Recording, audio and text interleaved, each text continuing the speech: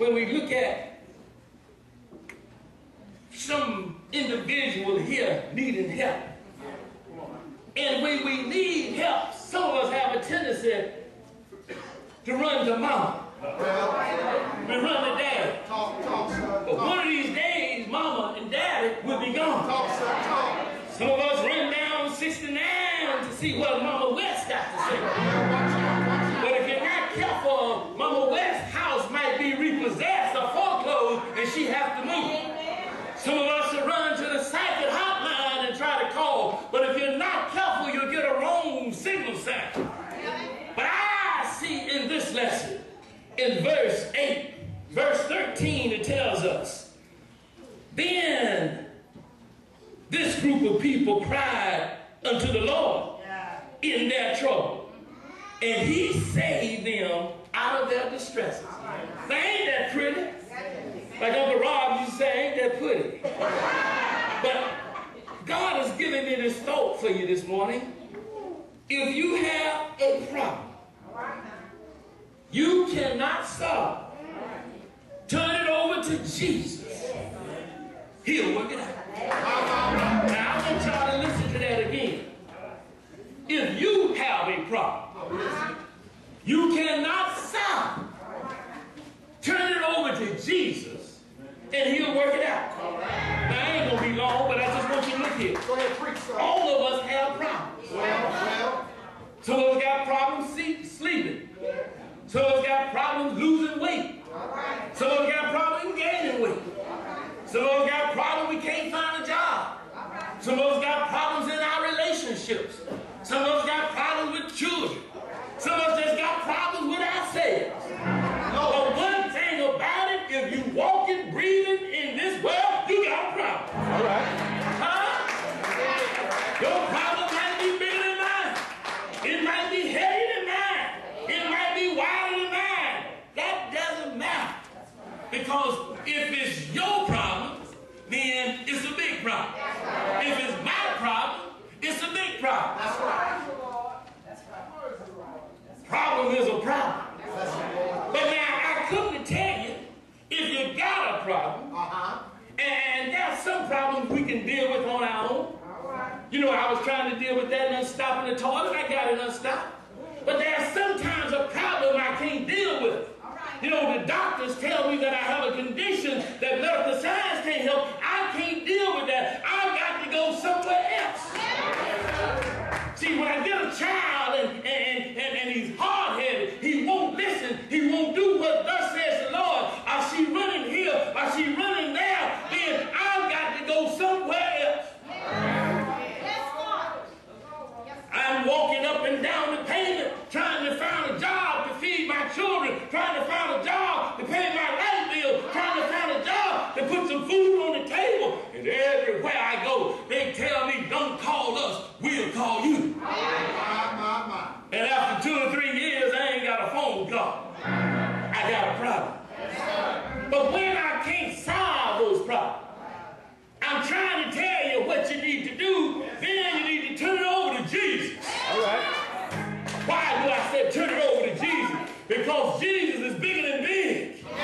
Jesus is wider than wide. Jesus is taller than tall. Jesus is the beginning and the ending. Jesus is everything that's in between. Somebody here will say, brother, Jesus is a healer. Somebody here will say, brother, Jesus is a provider. Somebody here will say, Jesus is a deliverer. Somebody here will say, Jesus is a way out of nowhere. See, Jesus is everything. He's a lot of things to different people. But one thing about it, he says, whosoever call upon his name shall be saved. And see, let me tell you something. When I'm saved, hallelujah, I don't have a job. I tell you what, I'm still going to eat. When I'm saved and I don't have a job and you dig a trap for me, I tell you what, you going to fall in it. Oh, I wish y'all would pray with me. I ain't going to be long. Hallelujah. See, God let things happen to us sometimes. See, sometimes we get so big that we think that we do it on our own accord. But see, that's That's when God will slip a little sickness in there. That's when God will cause you to lose a job. That's when God will strain the relationship. He'll get you back in line. See, too many of y'all in your life, you sit down on the throne. God should be sitting down there. God back here, and you sitting right here. It's your will and not God's will.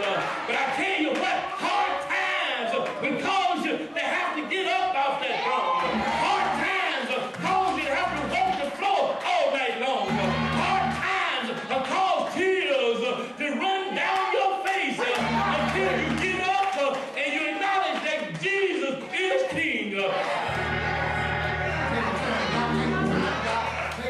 You need to let Jesus sit on the throne. See, when Jesus sit on the throne, then the devil has no authority. When Jesus sit on the throne, then sickness has no captivity over you. When Jesus sit on the throne, poverty does not affect you, because he says, cast your burdens upon me, and I will sustain you. Obama can't sustain you. Kennedy can't sustain you. America can't sustain you. But I know a man from Galilee.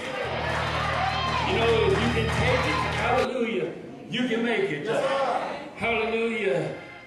God sometimes breaks us in order to remake us, to prepare us for the blessing that he has.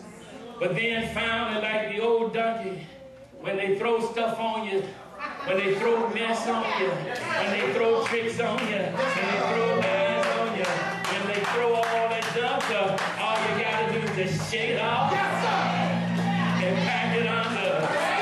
Oh yes, Lord. I'm reminded of a man of the synagogue named Jairus. Jairus came to Jesus one day, and he fell down at Jesus' feet. He cried, Lord, my daughter's dying, and I need you to come to my house and lay hands on her. See, children, when your back get against the wall, sometimes you just come to the altar. I came the other night while a lot of you all was asleep. I just sat down by the altar, and I began to talk with the Lord. And I said, Father, I stretched my hand to thee. Lord, the help I know. But I was like, Jesus, Lord, I know you can remove this bitter cup. But if I have to bear it, Lord, help me to bear through. Jairus at the feet of the Lord. I don't know what he was saying, but tell me he was making a lot of noise. And Jesus told him to get up and come on, let's go to your house. They was traveling to the house, but all of a sudden the crowd began to press Jesus. Tell me, he said to somebody, I felt something touch me. Tell me there was a woman who had been bleeding for 12 long years. She heard about Jesus. Now he was on his way to Jairus' house, but he took time out to heal a lady who had been sick 12 long years. His disciples said, oh Lord, anybody could have touched you. And he said, no, this was a special touch because I felt my virtues go out. And he looked around, and there was a little frail woman, and he said, daughter, your faith has made you whole. And tell me, the folks from Jairus' house came to us and said, Jairus, tell the master that's all right, because your daughter is dead now. Said, that's all right, but I could see Jesus kept on heading to Jairus' house. When he got to the house, all them folks ran up screaming and hollering and shouting. Jesus said, what